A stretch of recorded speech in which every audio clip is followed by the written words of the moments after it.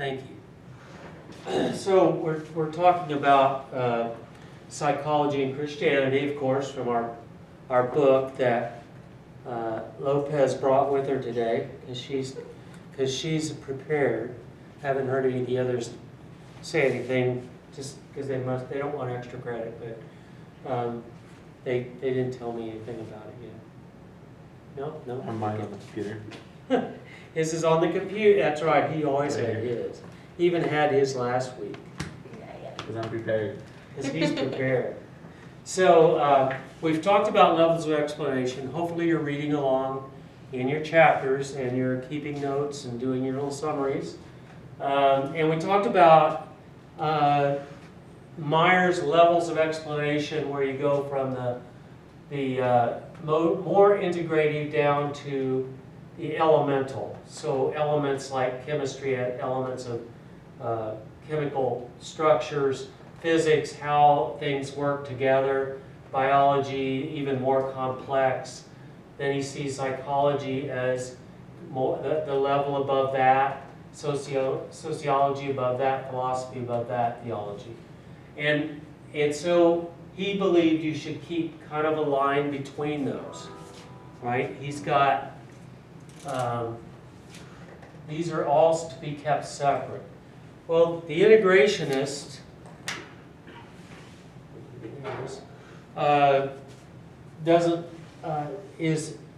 says that that's really impossible. You can't really keep a line between them, and to say you're doing that isn't being honest. Now, he's not calling them a liar. He just means academically or even theologically honest. That we're not being, it's not accurate to say that you could even do that. It's what we've always said about the science, that there's really no objectivity, any kind of objectivity. You're always going to bring yourself into it. You're always going to have your own perspective that's going to, quote, either tint what you're looking at, what your research with your own presuppositions, and no matter how hard you try, those are going to be there. And to pretend that they're not is a failure. That's going to mean that you're going to be operating under a myth that you can somehow separate yourself, and the myth that psychology or that anybody is just one thing. That we're all. How can you study something here without including the other parts of it? And how can you do it without including your own belief systems, your own philosophy, your own sociology, your own biology, for that matter? We bring our own biology to everything we do. So, integration view believes that, we'll look at a definition of it here from the book. I don't know why this thing, I probably forgot to get the batteries changed, of course, right when I'm filming. That's okay. This makes me do it. Now this is frozen.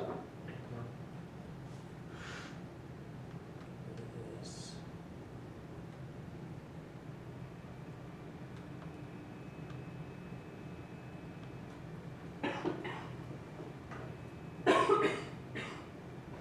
There we go.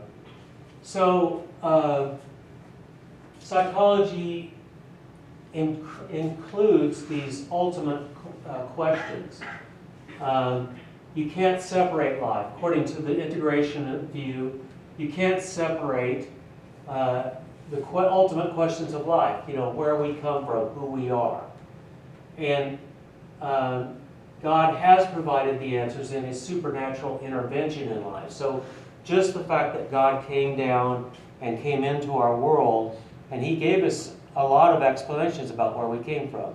He exposed Himself. Even Paul said before there was a Jesus, before we were aware of Jesus, even creation teaches you about the truth about the world, and that God had to have created this. There can't be, it's too complex to not be a part of the creative environment. So he's given us multiple answers like that. Integration Christian psychology draws on God's answers and explores that which is not clear. So the Bible, I had a conversation with my daughter who's a missionary, and I think she was just mad at me because I call her missionary girl. But I asked her opinion about something we were talking theologically about, and she's just made this sharp, well, we just believe whatever the Bible says, and that's the truth. Well, I know what we're talking about. We're talking about whether dogs go to heaven, whether your dog, like we're getting ready to put down Trooper, my older daughter's dog, and everybody's stressing about it, especially my daughter and my grandson.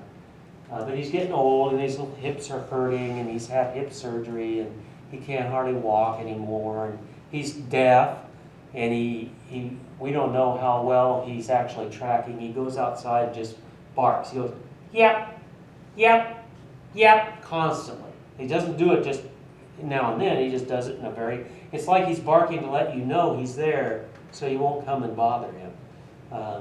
He's not barking anything particular. So I asked her about it, and she said that, and I don't believe she was accurate or she probably could have expanded on her that everything is in the Bible, whatever the Bible says, and that's what we believe, because she said there's nothing it doesn't say that in the Bible. We said we think dogs go to heaven, she doesn't say it. She was apparently saying it doesn't say that in the Bible. Well, that's the point, is that the Bible doesn't tell us everything. It gives us the general answers and some specifics about some things, but it doesn't really explain everything. You have to take your biblical understanding, and you have to try to make sense of the world, the parts that the Bible doesn't tell us what to think about, what exactly is the truth about certain subjects. So we use our biblical understanding to approach these questions that we don't have answered in the Bible. So integration draws on God's answers and explores that which is not clear. The integration view defined. Integration of Christianity and psychology is the living out in this particular area of the lordship of Christ over all of existence by our giving His special revelation, God's true word, its appropriate place of authority in determining our fundamental beliefs about and practices toward all of reality and toward our academic subject matter in particular. Now that's right out of the book, so you can copy that out of the book, like I did. But the point, I wanted to put it up there so that we actually go through it line by line here. It's the living out of our psychology under the lordship of Christ over all of existence by our giving His special revelation, its appropriate place of authority in determining our fundamental beliefs about and practices toward all of reality, including psychology, and toward our academic subject matter in particular, psychology in other words. So, for example, and we'll give some examples in my own life, my own personal journey. I believe that we're made in the image of God, but I don't believe that we're all good. I don't believe we're born good. In other words, I don't believe that we're just made in the image of God. I believe we're made in the image of God and we're broken. We have capability of rising to that image, at least temporarily, but we're broken. We if left to ourselves, I will tend to drift off into some kind of sinful behavior if I don't have some checks and balances on myself. So for me in particular, going to AA gives me some checks and balances, or Celebrate Recovery. The 12 steps give me checks and balances about how to live a Christian life in the practical steps of living in a Christian way. Because the 12 steps, although they don't use Christ as they don't say Jesus is a higher power, they still were drawn from that, from a theological orientation, and what they did was they took out the religious words that would put people off who aren't Christians already, and they helped in order that they would become sober and then come to know the truth in a better way. You have to be, in our view, you'd have to have a sober mind to even understand what's being said. Now, that being said, there can be supernatural interventions without having even before you're sober.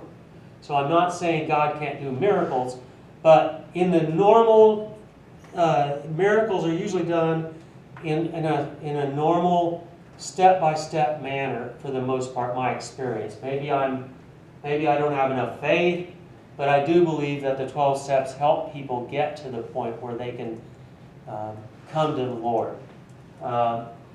So we approach psychology from with our Christian values intact. We don't put them off to the side. I'm going to set them aside. Now we might look at something without we aren't just going with a biblical counseling view, which I'll get to in a minute. Well, let's just keep going, and it'll explain a lot of this. So, integration, are there problems with integration? The integration does not capture the complexity of the issue of faith and secular thought. It actually summarizes the living out of faith with integrity. So we're being, that's what I was trying to say about being honest. We live out our life with integrity. We're not going to pretend we're not Christians in order to get by. I mean, we do sometimes just because we don't say everything we know, because in certain situations that's not called for. We have to decide. But we still want to be integrated. If somebody confronted us and said, "Are you a Christian?" I'm not going to lie. I'm not going to. I would be. I would be, in other words, denying Jesus if I said that. So I'm not going to deny Jesus, and I'm not going to deny Jesus in my approach to psychology. But I'm also not going to necessarily try to approach it without thinking about what somebody's saying, secular thought. I'm going to consider secular thought. I'm going to look at because I believe there's knowledge that has been given us that's helpful, that may not be spelled out in the Bible, but has been discovered by those who have studied Christianity or studied psychology, even those that are denying the theology of life. They have stuff that teach us something. When I went to Josh McDowell's, he had a conference on pornography and sexual addiction. And he invited Mormon scientists to the conference. And he said, when he told some of his Christian friends that he was doing that, they said, "Oh no, what are Mormons going to be doing there?" And he said, "These Mormons have studied stuff that you and I have never even thought about, and we need to know what they know, and we're all on the same page. We're all for the purity of being pure toward our God." And even if there were people of the Muslim faith, I think they should have been invited too, because if there were scientists of Muslim faith, and I'm sure there are, who that believe that we need to understand this so we can help people who are caught in addiction. So as we integrate, because in a perfect world, that which would go together seamlessly is now, in this world, disintegrated and fragmented. It is one's fundamental stance as a Christian as one engages the entire world of learning and action. So integration is just the purpose of integration in psychology would be to bring together what is disintegrated through the fall, what we would call the fall of man. So we don't have all the information that we need, and we need to integrate it. And we're going to integrate with the secular thought that what secular science has come to teach us about psychology. That's true. If it's true, it's true. It's God's truth. Whether they say it's God's truth or not, it's still God's truth if it's true. So we don't have to deny it just because Abraham Maslow or Freud was an avid atheist, obviously. He said that religion was a myth, not a myth, a sickness, a psychosis. Psychosis, that's what he said, that you were just being neurotic to believe in religion. You just believed in it because it made you feel better, okay? Not because it's real. And the scientists that believe that there's, like the positivists, they believe that what we come to in this world is nothing but biology and chemistry and physics. That human beings are nothing but behaviorism. We've been trained through our physiology to act in certain ways. And somebody has trained us through behaviorism you've been just conditioned to act the way you are and to believe what you believe. So those people just come, but even those people teach us something about the truth that we can learn. Like I applied that to the boys' home when I worked at the boys' home, and I did. They applied it more than I did. They used a behaviorist approach to help these boys change their behaviors, their addictive behaviors that led them to have sex with just about anything that moved. Actually, they weren't real picky. Because they had been sexually abused, they were trained to actually act out sexually or be acted out upon sexually. So we use behaviorism to help train them to act in a different way, and it works up to a point. They still need therapy because of the trauma, that they experienced. So that's why we integrate. So he talks about his personal journey in here when he went to psychology school and how he was, he heard this idea that it's nothing but behaviorism. You're nothing but a bundle of behavioristic conditions, and you have been conditioned to act every way, and that's all there is. Your idea of anything about a mind or a soul or a God is just your psychosis. It's what you're not believing in anything real. You made all that up. It's a myth, okay? And the only way to really understand human beings is just through this. Well, obviously he's a Christian, and he found that to be a little bit disturbing. And so I use this for myself. I went to KU University, Kansas University, and I went through the School of Social Work because that was the fastest way to get where I wanted to get, which was a private practice with my little daughter. I was a single parent, so it was the fastest. I was wanting to be very practical because I didn't have time to spread out to be a psychiatrist even if I'd wanted to. So I decided to go to School of Social Welfare. Well, you can imagine being bombarded by the School of Social Welfare even now. You're going to hear things that they blamed all of social problems on patriarchal Christianity or patriarchal society. It was all men. Right now you hear this in the media, it's all white men's fault. That the way that everything is right now, all the brokenness is due to that. Well, I didn't believe that. I didn't believe that was a Christian, but I just kept my head down. And I felt like I was an undercover Christian in the School of Social Welfare, which I was. And then when I went to church, I found this church that was very kind of a fundamental charismatic church. It was founded back in the day when they had they had a revival in the 1970s. Yes, 60s and 70s there was a revival where the charismania started. And I found a church where I felt the most comfortable, and that was in that fundamental Christian church. And sometimes I heard things in there that like psychology is just from the devil, and that was disturbing to me. So I kept my head down.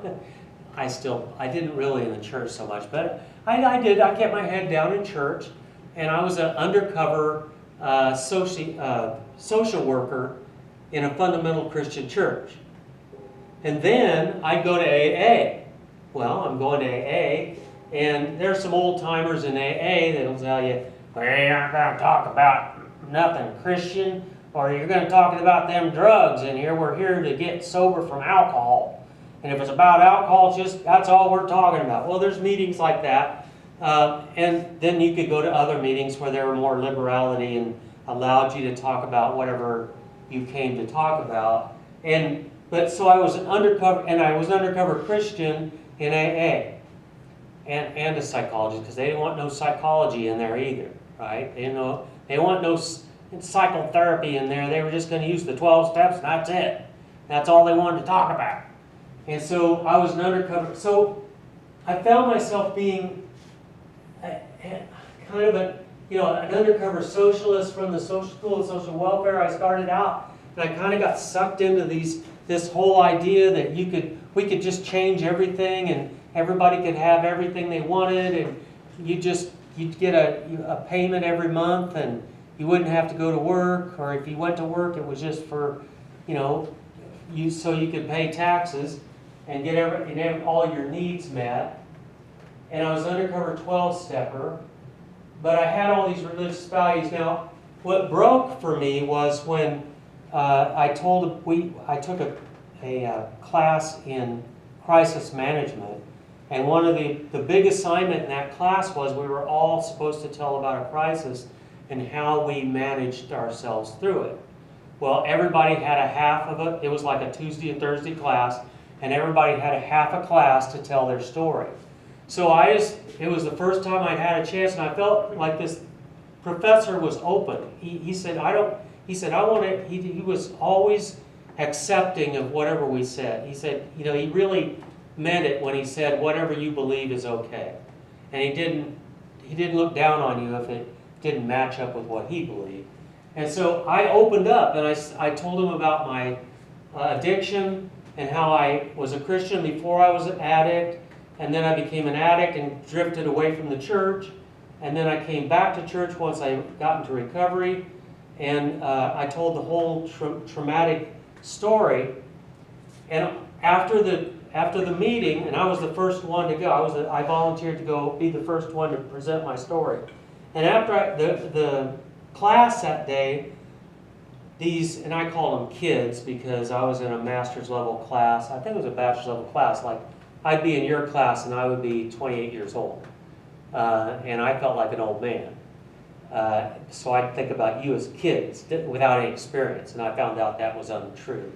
And I'll tell about that in a minute. But so all these kids came up to me and started telling me they were Christians, and they'd never heard anybody talk about that in the social work school. And it was like all of a sudden we realized we've all been together in class and didn't even know it because we were all keeping our head down.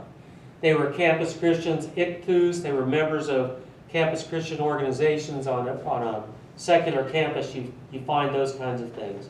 And so we suddenly had a sense of we're in this together and we're not alone. And it gave us the strength to maybe speak up once in a while and challenge what was being said. And so this integration was, and also I found out when I heard their stories that these kids, a lot of them had lots of experience already, just like all of you have lots of experience to bring to the table when you work with people as caseworkers. Don't let anybody tell you because you're a kid or because you're young that you don't have something to offer.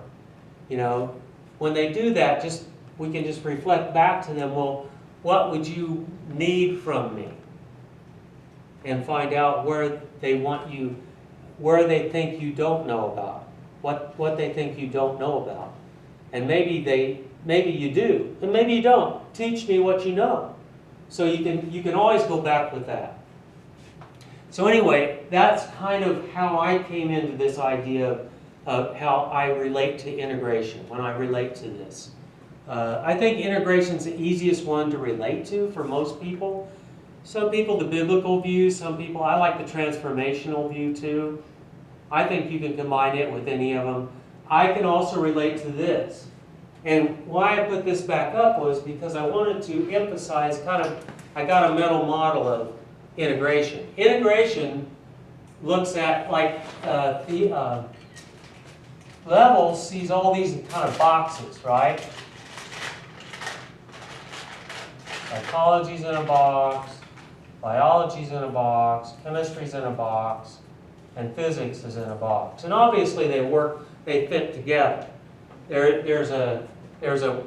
do work together, but in order to study them, the levels kind of separates them out. Well, integration sees theology. This is theology's box. And philosophy kind of is added. You can look at philosophy because it relates to all these too, because you have to have a philosophy of science to understand physics. You have to have a philosophy of biology to understand biology. And then you have sociology, and that box includes all of these.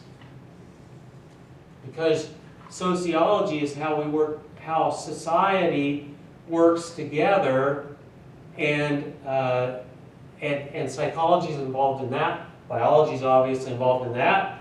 Chemistry, physics, and then you have psychology, and that box goes around one goes around here, and so psychology is how we function individually, mentally, but it also relates to sociology, right? It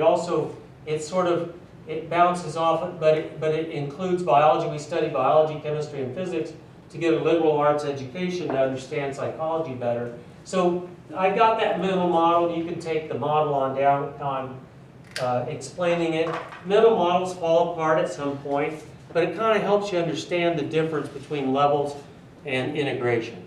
I hope. Does that help you? That's good. Nod your heads. Yes, thank you. I like it when you tell me I'm right. Tell me I'm right. You're right, Professor B. Come on, Ramses. You can do it. I know you can. He won't. Gary Collins is one of, and I've got a couple of books in there if you're interested in integration and how it's applied to psychology, psychotherapy. Gary Collins says that Christians are to draw on all the riches of Scripture to develop in as much depth as possible a fundamentally Christian understanding of the human condition, and then seek to engage and rebuild psychology in a way that honors God and functionally places Jesus as Lord over our work as psychologists. So we look at Jesus as being covering everything we do in psychology. And we come to it with a fundamental Christian understanding of the human condition.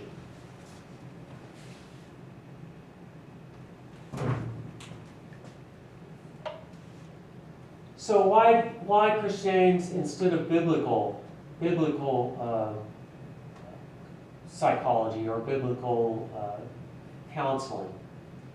Christianity involves moral discourse, shares an ideal of universal fellowship among people, but these elements are embedded in it. But as these elements are embedded in it, only makes sense in the context of the broader contours of Christian belief in a personal triune God, in the person of the Son, who comes to earth, dies, and rises to life on our behalf.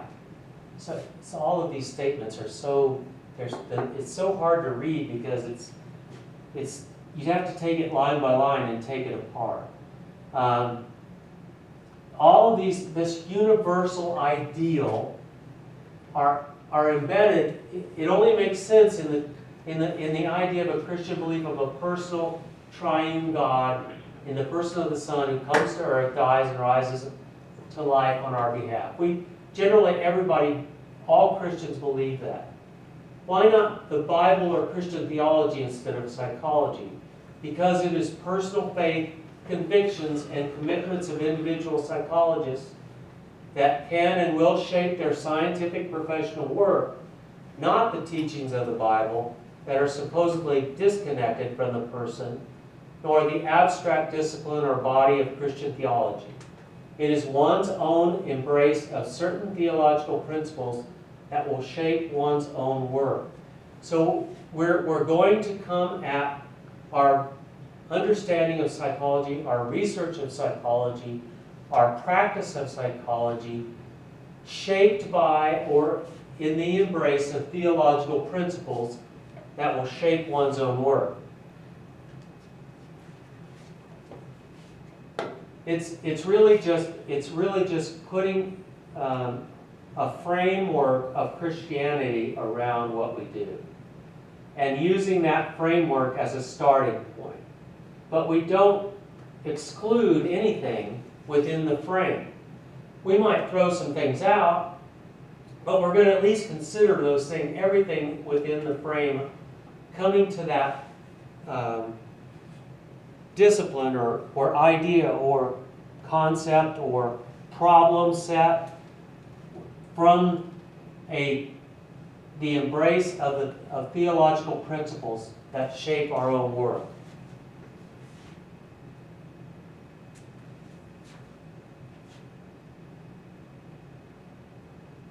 Oh gosh, they get really deep. Okay, let's sit down, Cal. Let's see. Why science at all? Because God is has limited his action and speech in the world. He didn't say it. We don't know everything Jesus said. We don't. I don't believe that it's all. I don't think every single thing Jesus said is written down. I think even Paul says something about that in one of his letters, about if it, or one of the apostles says this, that if it was all written down, there wouldn't be enough books in the world to hold it. But what they did was they brought it down to the essentials, and then you're supposed to take those. You, Cheyenne, you, Miss Lopez, you, Ramses the Great. You're supposed to take that and I can't get him to smile no matter what. Sometimes he smiles, but you're supposed to take that and apply that to whatever you're working on. Psychology, your marriage, parenting, your friendships. You're going to apply those principles. And God doesn't tell you every single thing. You can't take the book and decide, well, what do I do now? Okay, I'm going to look it up. I'll look in the index of the Bible, right? Well, you can look in the index. There are categories that will help you. There's truth there, but sometimes the truth is just, it's down to a point. And you have to take that point and then expand it onto the situation. God knew about the world we're going to live in now, but the apostles didn't. They had can you imagine even somebody 100 years ago being transferred suddenly to our time and space right now? And all of we call them advances, I'm not sure they are, but all of the technology that we have to deal with. Just the stuff that we accept on the TV. That would probably shock most people 100 years ago. So God's limited his action on the world. We believe the Bible provides everything we need for a full life. But this does not mean that everything we want to know can be found in the Bible, including everything we want to know about child development, human personality, schizophrenia, or depression. Right? we can read about what we think is schizophrenia in the Bible, but it doesn't teach us everything we probably need to know if we're going to work with people who have schizophrenia. Now, some biblical psychologists say we just need to pray for them.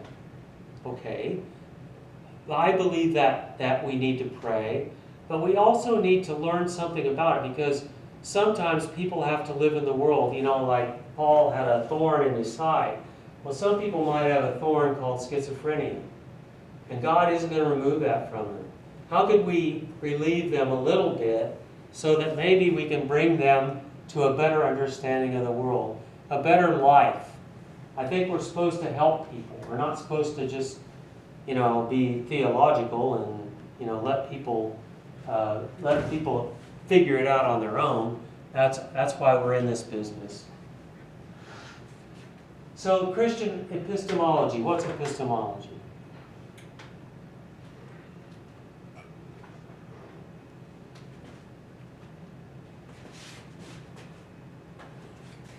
It's how we know what we know.